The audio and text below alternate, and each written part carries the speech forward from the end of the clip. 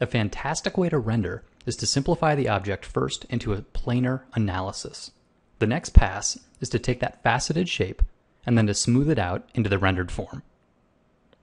In this video, I'll focus on the brush technique that I like to use for this sort of smooth blending. But as a quick reminder, if you look below the post, you'll find links for free brushes and worksheets, as well as in-depth premium series available in the Control Paint store. For this, I like to use a flat, hard brush. And because it's got some directionality to it, I'm going to need to keep this brush palette open to the Brush Tip Shape tab while I work. This will allow me to change the brush tip angle by manipulating this thumbnail here that you can see.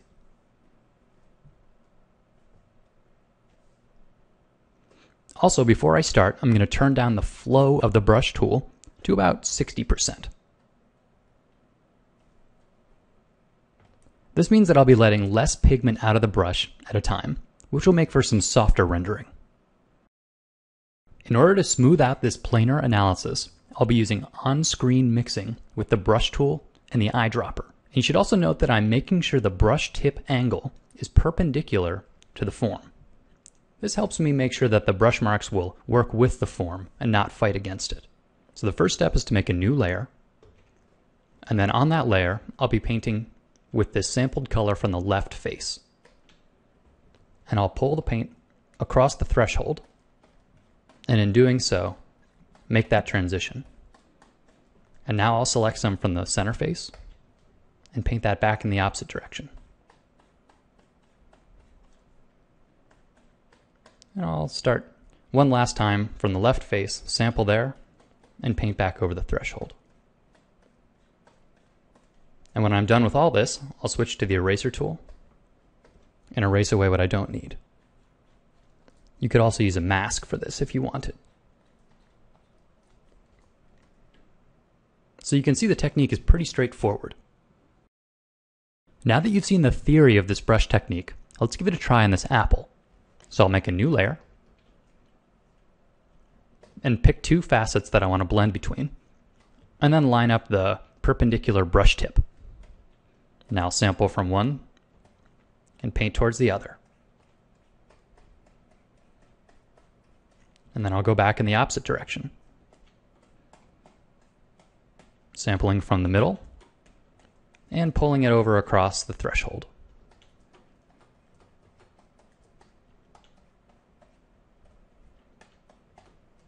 I'll do one more quick example. This time, going up and down instead of side to side.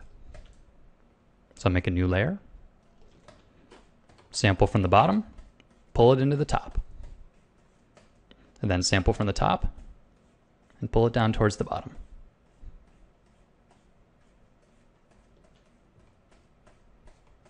So it's a back and forth push and pull like this, and eventually you'll smooth out all those transitions between those hard facets. And since this process is pretty straightforward, I'm not going to bore you with blending the entire apple. So go ahead and download the file that I provided at the bottom of the post and give it a try yourself. This is one of those techniques that just takes a lot of practice. Extremely complicated. So when you're just starting out, the least you can do is to eliminate one variable from the equation: color. In this video, I'll make a case for learning the fundamentals first in grayscale before you move on to painting with color. But as a quick reminder, if you look below the post, you'll find links for free brushes and worksheets, as well as in-depth premium series available in the Control Paint store. Now, I recognize that it's unlikely that you're going to spend years drawing still lifes with a pencil before you ever pick up Photoshop. And it may be one of the best ways to learn, but I recognize that it's not terribly realistic. So if you're new to painting, it's worth looking at the way that art school approaches the problem. In art school, you first learn to draw before you learn to paint. If you start out with a pencil, there's only a couple of variables. You're working with lines of varying thickness, and you build up value through hatching. Simple. One step more complicated is charcoal. This gives you the ability to not only lay down lines, but also to blend them together and to create pure value. But either way, each of these is only working in value. No color to worry about. And this is a good thing, because there is so much involved with creating a 3D illusion on a 2D surface. With each mark you make, you're answering a laundry list of questions.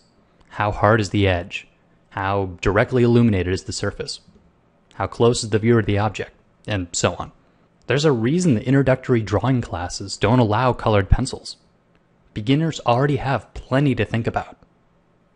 But you're using Photoshop, and it does things a bit differently. What it calls the brush tool can drift from pencil to brush, from grayscale to color. And there's no difference in cost. There's not even drying time to worry about. So it can be incredibly tempting to jump straight into color. After all, it's only one click away. But I encourage you to take it one step at a time. If you're doing photo studies, try first turning them into grayscale. If you're able to set up a small still life on your desk, even better. But just think about the light and the shadow. I know that all the video games, movies, and illustrations that you like are in full color, and you'll get there eventually. But trust me on this. Try starting slow and limiting yourself to grayscale for the time being. It really is the surest way to discover lighting and to discover form. Your water drop. This is when I use a chalk pencil or a regular pencil, and this is something that you can practice, till you get a good shape that you like. It erases easily. You can wipe it off with water, but get yourself used to just drawing on a water drop shape. But just a corner load on my flat brush. And one thing you have to remember painting water drops is everything needs to be transparent. When you put this color on, you want to put it on very transparently so that you can see through it. I'm just using water in my brush. And you have to think of your light source. Obviously on this apple my light source is coming from the upper right. Therefore I'm going to put a cast shadow on the lower left, and I would go all the way underneath and about halfway up and around. And I need to just really make sure that that is transparent, it's not too heavy. This little mop brush, and I'm just softening little edges. Now it's a little harder to do this if you're not using an extender. But problem is if I use the extender now, I'm going to wipe off the water drop. The extender's going to wipe off the chalk. So the first time I go around, I don't want to use the extender. Put a dark area, and this is a green. The object is green underneath. So I've got this darker value green.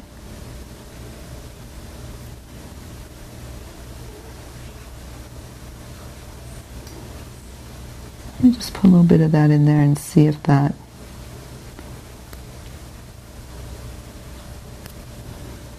make that just a little darker.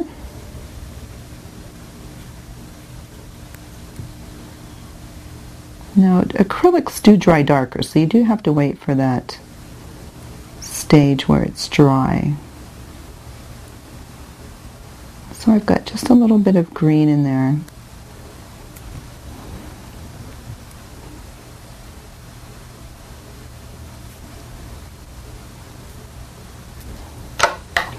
Funny thing about water drops is at this stage what you do when you're building up the value, when it looks like a water drop is on that final stage, when you do just a little flicker of light, this is what I'm doing now, is I'm creating the shape and the form through light and dark values. And then when you put that sparkle of light, it all comes together. The next thing is I'm going to put a little bit of a Indian yellow in this lower left. Now that's where the refracted light is sitting in there. It's trapped.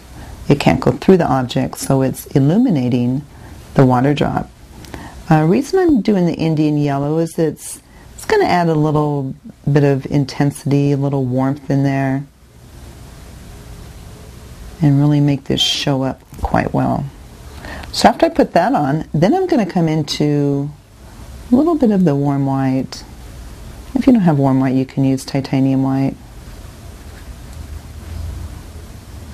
Remember this, I have to be very careful that I don't use too much paint at this stage, because every stage is important that you can see through each stage as it develops.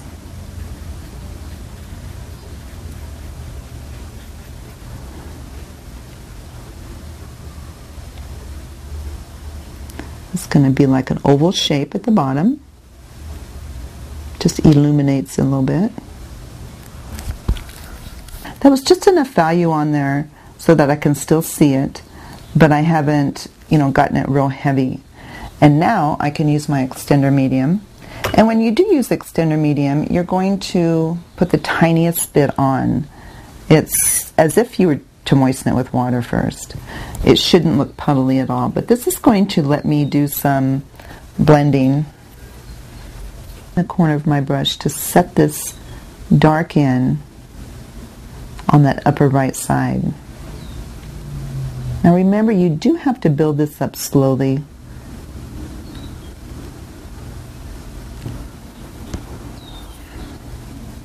And also remember, it's going to dry a little darker. I will build this up maybe 2 or 3 times before I go on to another value. And if you do rinse out your brush in water, make sure that you dip your brush back in some extender medium. Go back to the red again. Increase my shadow. A little side load of this naphtha red. I'm going to pick up a little bit of the burnt sienna. It's going to make this a little darker. It's also going to tone it down. Now see, this area is moist with the extender, so I've got a little bit more time this time to play around with it. Time to blend.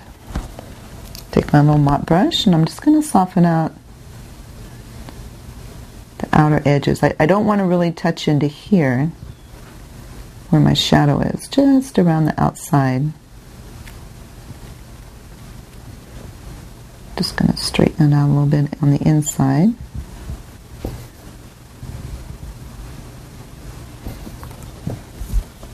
I want to keep some of these red streaks in here, so if I start to lose them, I'm actually going to take the chisel of my brush and pull some more of these streaks, because what's going to make this appear transparent is being able to see exactly what's underneath the water. And if I get rid of all the streaking, then that's going to, break down the illusion.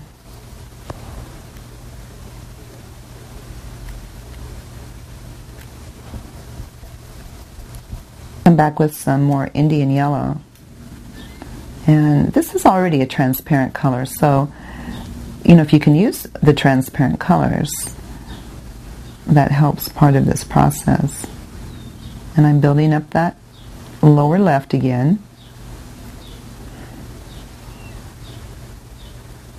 Come in with just the tiniest bit of white on there.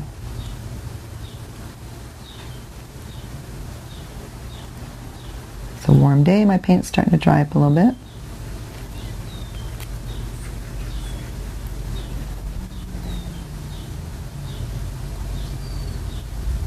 Oh, there, now you can see that.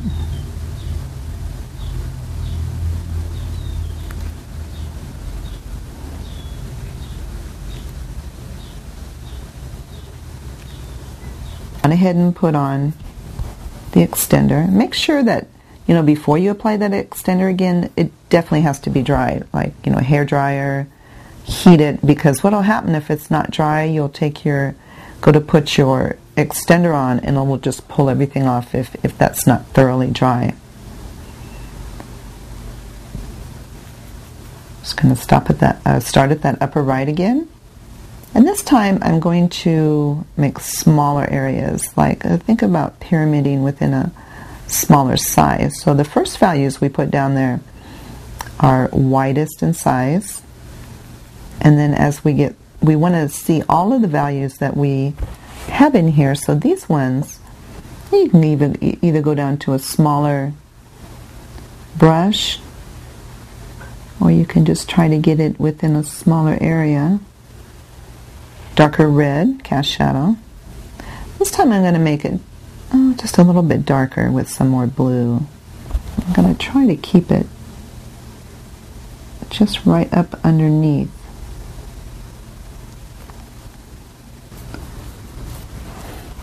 Okay, this time I'm going to pick up a little bit of Indian yellow plus a little bit of that warm white. Mix those together. Maybe that'll make that warm white a little bit more transparent.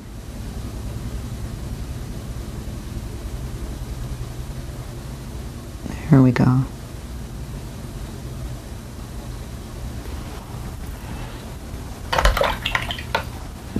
Now I wouldn't normally put this large of a water drop on this apple, but in order for you to see it underneath the camera, it has to be quite large.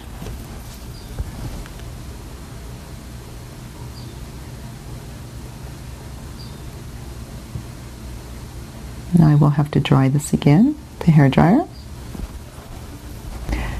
Now as you can see, the water drop's really starting to take on some form, and what it's missing is, I think, a little darker value of the cast shadow, a little lighter of this refracted light in here. Then the next step would be to dry it after that, and also come back and put on some little sparkles. So I'm coming back with my warm white plus a little bit of the Indian yellow. And I'm going to do this within a smaller area, just right there on the edge.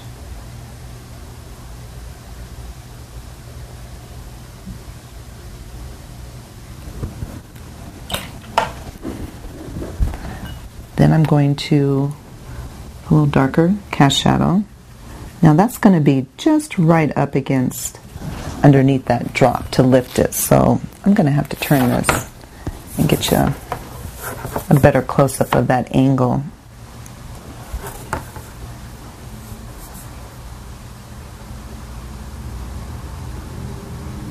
Went down to a smaller brush also, so I can get a side edge of that.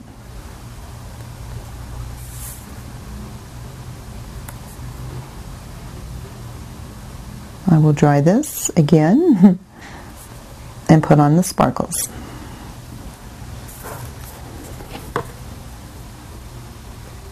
I'm going to pick up just the tiniest bit of this warm white, work it into my brush, both sides, and then kind of come up on the tip again so you can, not twisting, you don't want to twist a liner brush, just come up on the tip. And then I'm going to put, this is going to follow the shape of the object. So this shape of this water drop is a little elongated at the top here. So this is I'm going to make this one just a little elongated, following the shape. It's not right on the edge, it's off the edge just a little bit. And then the ones down here, I make them two little dots, and they don't have to be, I wouldn't want them exactly the same size. Look like two little eyeballs looking at you. But one I'll make a little bigger, and the one maybe I'll make just a little longer.